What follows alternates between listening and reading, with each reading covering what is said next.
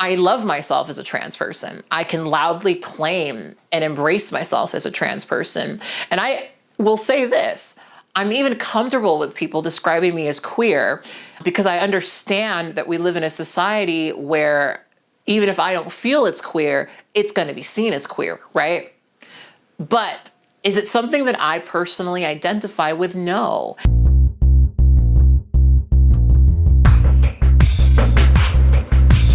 Hey guys, it's Kat and it's time for another episode of True Tea. I wanted to thank you guys so much for joining me here for yet another episode of True Tea. Thank you so much for coming back and for enjoying the videos on YouTube and also the podcast for those of you guys who are listening. Thank you so much for the continuous support. It really means a lot to me. As usual, we will do a call-in show the following Wednesday, and I'm so excited to have this conversation because I know that it's going to be a very interesting one. So as per usual, I would highly suggest you go to your kitchen and grab yourself something to drink. I'm still drinking San Pellegrino out of my vintage True Tea mug. This was the old branding. I think we've moved on since then. But anyway, I'm gonna take a sip of this and let's get right into this conversation.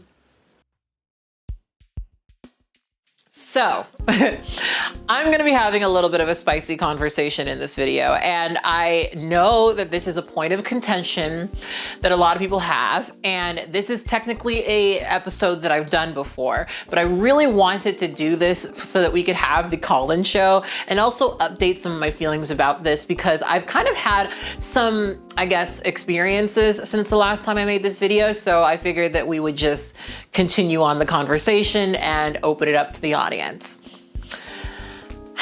So, queer. Queer is a really funny queer term for me. Queer is a term that I once identified with. You can still technically track down my old YouTube channel that I made when I was 15 years old, where I described myself as queer. And when I was younger, I very strongly identified with the term, but I also identified with that term because of the situation that I was in. As a lot of you guys know, I grew up in a very conservative area. I was one of the only Black kids, and I was one of the only openly queer kids. That would change as years went on. There were one or two other people who came out, but for the longest time, I was one of the few Black kids in a predominantly non-Black area, and I was out, okay? And especially by the time of my graduation, I was definitely very identified as genderqueer. I had done my cursory queer theory research, and I felt that queer was a term that really resonated with me. And if you've heard me talk about my story, you've heard me sort of mention the experience I've had when I went away to college and I kind of had the realization that I had no responsibility to be the person who I said I was the day before. And I had to really do a lot of self-reflection.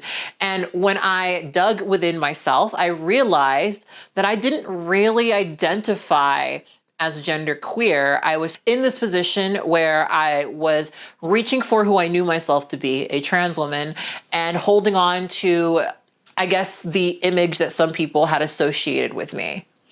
And for me, there was a part of me that felt a little disappointment in having this realization of myself as a very binary trans woman because I recognized it as not quite in line with a lot of the things that I researched and the things that inspired me and, you know, a lot of the, I guess, experiences that I thought that I would have when I was researching about queer people when I was younger. Now, I'm not sure where I'm going to be by the time this video goes live, but I've been working on a video essay series about queer films that I used to watch when I was younger.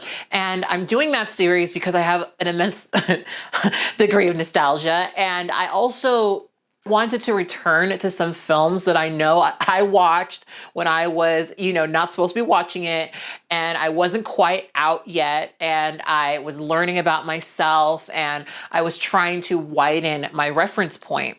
And this is, I guess, a good way to start the conversation. I guess there's a part of me that associated a lot of struggle and overcoming when I did a lot of my early research into queer life, right? You guys have to understand, I grew up in the 90s and 2000s, and by that time, there had already been so many conversations about AIDS, and there was already a very distinct environment created because of that, right? If you were out and you were queer or gay or lesbian, whatever, you in so many ways had to overcome pretty severe struggles, right?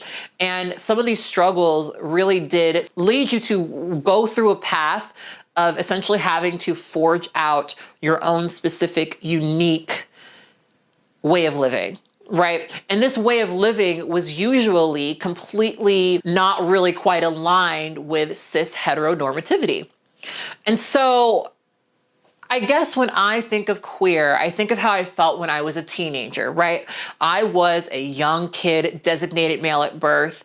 I was alternative in my own way back then, as much as I could be, growing up in a really conservative town. It's really funny. I had this experience not too long ago where I went to my old hometown, and it was so interesting being back there because I've spoken a lot about it since then as this very conservative area. And trust me, it is. But I didn't really know how conservative it was. And there's something about being back in that environment when I'm in the state of life I'm in now, because, you know, like I went to a bar, I guess you could call it that. It was barely a bar. And, you know, I was dressed the way that I dress now. And I immediately felt the like social shaming, I guess. It's hard to really say. It's not quite shaming. It's more like, it's the same feeling you get when you walk into a party and you're not dressed for the occasion, right? Even though in most places in Los Angeles, dressing a certain way would be the norm, in this environment, it's not, right? And even if I wasn't wearing anything crazy, you know, I was just dressed slightly nicer than most people and I was showing a little bit more leg, right?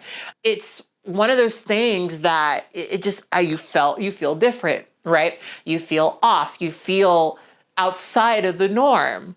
And I guess for me, when I think of queer as a term, it's that really specific feeling. And when I think of people who claim queerness and embrace queerness, I often think of people who have embraced something outside of the norm. And for me, queer definitely had a very political meaning, right? I think something that is often not spoken about in a lot of these conversations is that queer as a term has definitely had pretty radical roots, or at least the reclamation of the term queer has very radical roots, because of course it's invested in uprooting heterosexism and cissexism and being something different, right? And I think for me, I just really associated queer as a term with this ongoing political thing where I'm constantly doing that. I'm constantly uprooting the norm. And part of my, I would say, disappointment with coming to terms with being a binary trans woman was kind of about the realization that I might not have exactly been that outside of the norm. Now, when I say that, I know in so many ways I'm not normal, right? In quotations, right? When I think of myself, at least especially at this phase of my life, I have a hard time conceiving of myself as being normal, right? You know, I'm polyamorous, I'm goth, I am sex positive, I'm kink positive, and I'm very open about all of these things, which for a lot of people is not normal. Also, I like having colorful hair. I kind of have a hard time imagining myself without having colorful hair, right? And I guess for me, when I think of the term queer, and I think of what about me is queer or could be seen as queer, that's what I think about, right?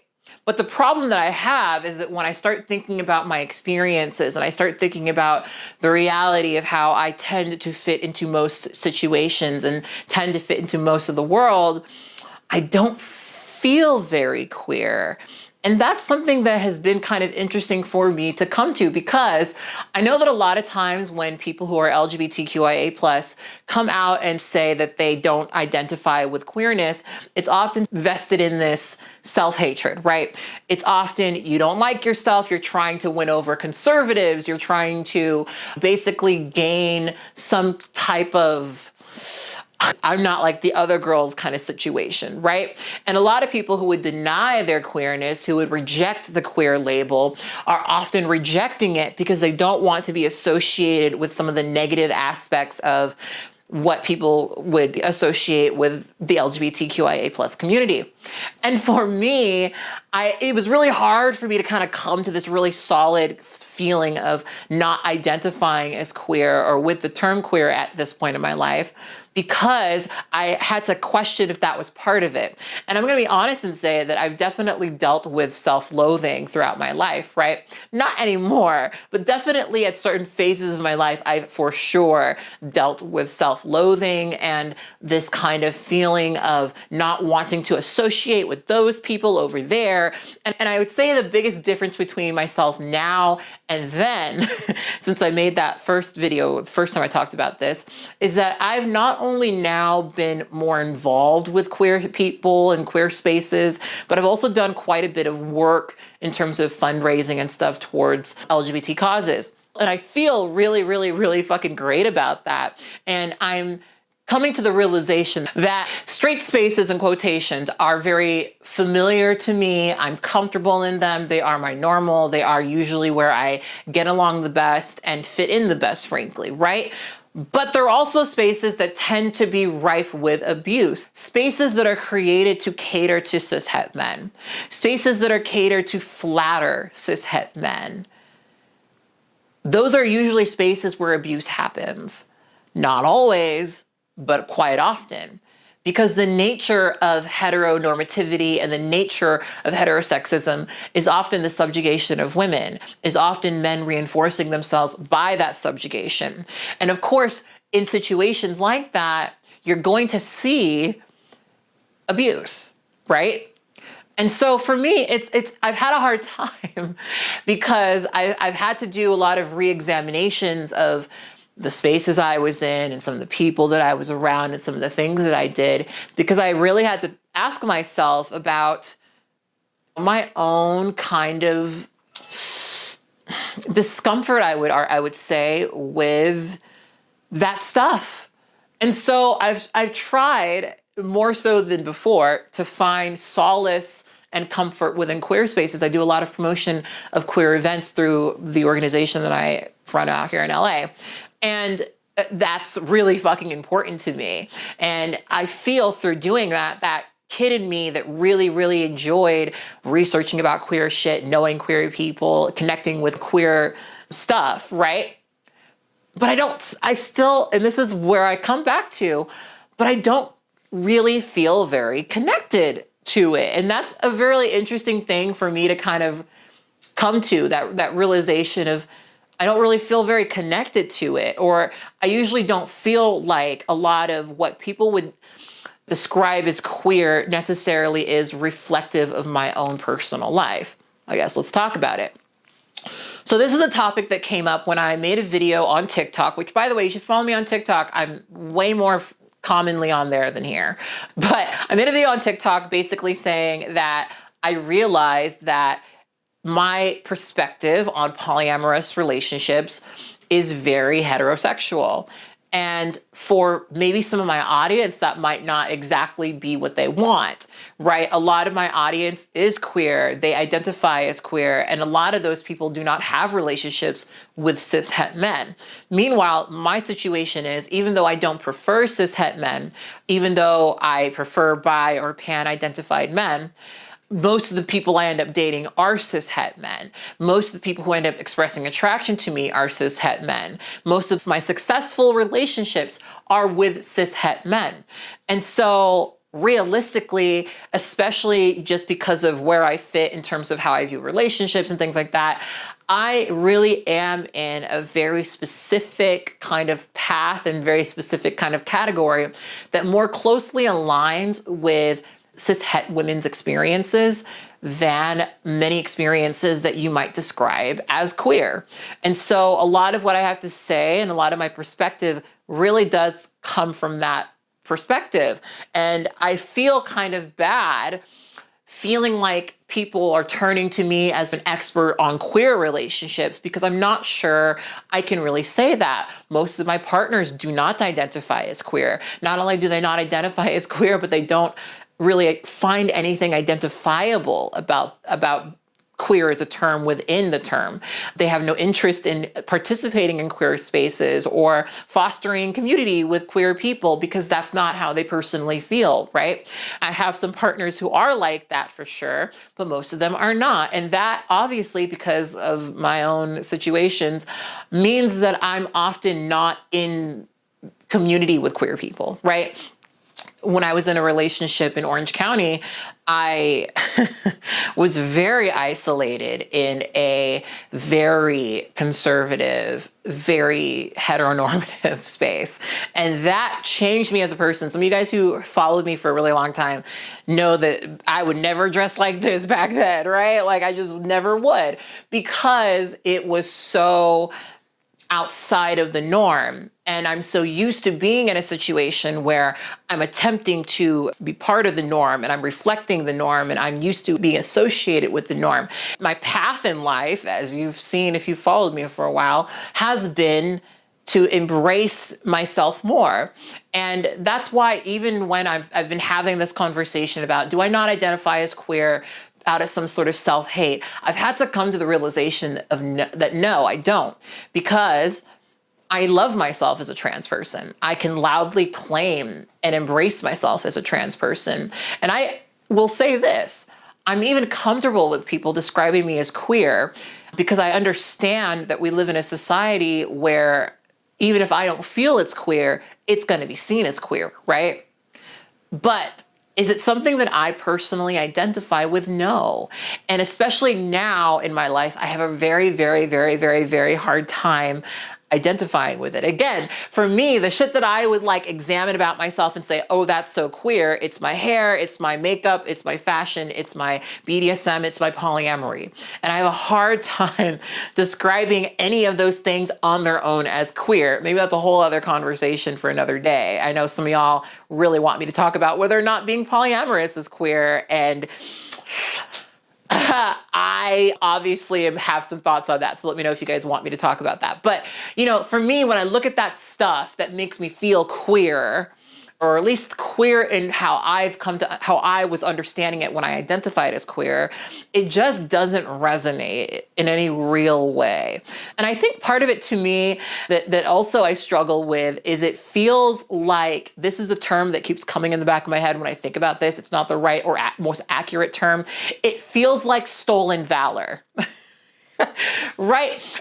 To me, there's a degree of guilt that I feel with the very idea of claiming the label of queer. Because I guess for me, I feel a bit like that label for me carries so much weight and it carries such a specific thing. Or maybe it's not a specific thing. For a lot of people, queer is a very vague thing, but for me, it's very specific. And I think just because it doesn't have that, or I don't feel that, it's really rough for me to identify with it. You know, like I have lived a life now for most of my life where people look at me, assume that I'm a cis woman, and by virtue of that, assume that I'm straight. And that is an assumption that I don't correct generally, because it's still pretty much an accurate read of me, right? And when I listen to my friends who identify as queer speak about their struggles and speak about their own experiences and speak about their feelings about things, it's like I understand it because I've researched it and because I've looked into it and because I have a lot of empathy and understanding for queer folks, but it's not something that I personally identify with. It's not something that I personally feel connected to. It's more like I understand how you got here, and I've researched and observed characters that are similar to this, but I don't really feel like it has anything to do with me.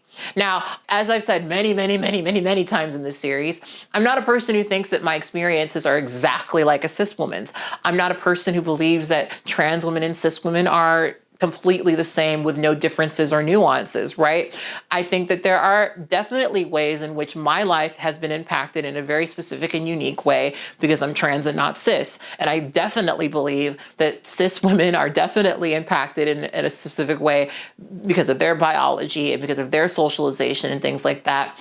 That does make our experiences not exactly the same. As we've spoken about in passing, I do subscribe to the very femininity side of dating conversations. And I get all this content and it resonates with me because it's the experiences that I have. So many other things don't really resonate with me in that way. And I know that they don't really resonate with me in that way because of just the way that I have factored into society. Even when I was younger, and maybe this is because of a conservative upbringing, people were more eager to put me into the category of woman than anything else, the category of girl than anything else. And so I have kind of, I would say, these kind of very severe, specific experiences that have made it so that I have a hard time shifting my perspective on things.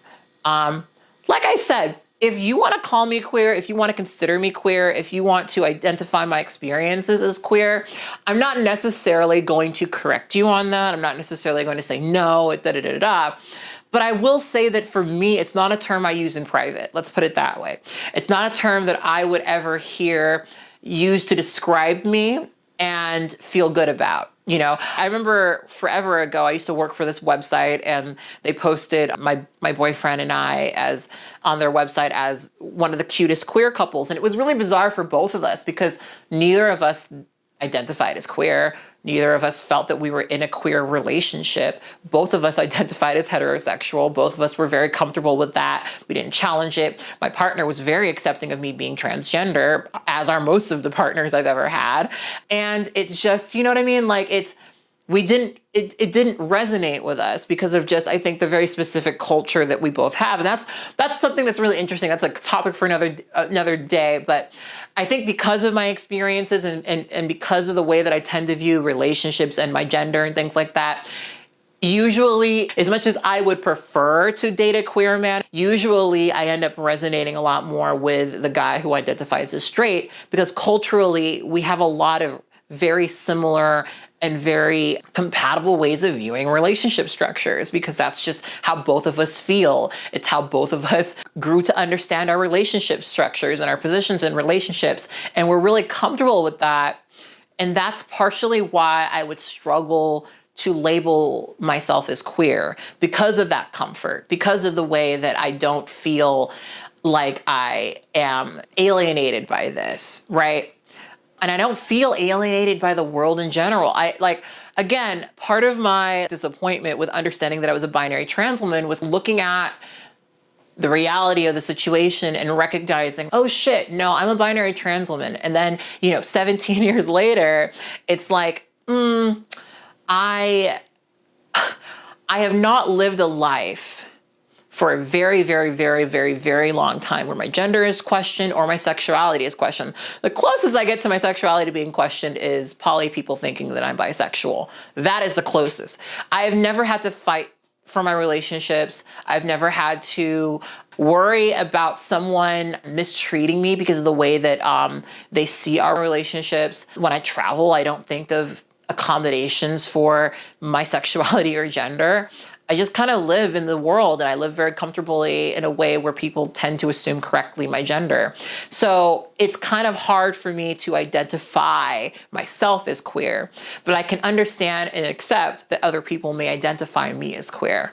So I really am very curious how other people feel about this term because I think maybe my own perspective is very seated in what may be an outdated understanding of the term queer. And that's something that's fascinating to me too, because, when I talk about this, there's always the conversation of, a bi person in a relationship that seems heterosexual to other people is still queer, but they may decide whether or not that relationship is or isn't queer, right? And, to me, a bi person in a relationship that may seem straight is still a queer person because they identify as queer, and then B, are not actually straight, right? Like they're still bisexual. They're just in a relationship that people assume is straight. And sometimes where I get really messed up in this conversation is that when I talk about that, when I mention that sort of thing, it's hard for me not to see the essentialism that some people are trying to suggest when they insist on me taking the queer label. And what I mean by that is when we have the conversation about a bi person in a relationship with a person that makes them seem like they're heterosexual, we're talking about what it seems like, not what it actually is, right? And I guess the suggestion that my relationships are queer universally is that it may seem like a straight relationship, but it's not. Which is very bizarre because I know what happens in my relationships. I know how we feel. I know what our sexualities are, and I grill people enough to know what the sexualities of the men that I date is. It's hard for me not to notice the weird essentialism thing where because of how I'm born, to some people, regardless of how I feel, what my experience are, how I've been perceived, I will always forever be queer because of how I was born. That for me doesn't necessarily feel like a very different argument than someone who would say that every relationship I'm in is a gay relationship because I was designated male at birth, right? To me, even though I know these are not the same argument, I kind of feel like they reach a very similar conclusion. And that's something that I have often struggled with. I mean, look, if you want to say that I'm queer, you want to say that I'm strange, you want to even misgender me a little bit, if just for fun, that's something that doesn't necessarily bother me because I know who I am. And I also kind of find it funny to insist that I am something other than this. To me, that's kind of like funny and quirky. You know what I mean? It's kind of silly, right? So I don't really care, but is it a term that I resonate with? Not particularly. And so it's just one of those really, really tricky things for me. So I'm very curious how you guys feel. I'm so curious about how you would define queer for yourself. So we're gonna have a call-in show about it. So please feel free to call in next Wednesday and give me your true tea. I can't wait to hear it. I'll talk to you guys next time. Bye.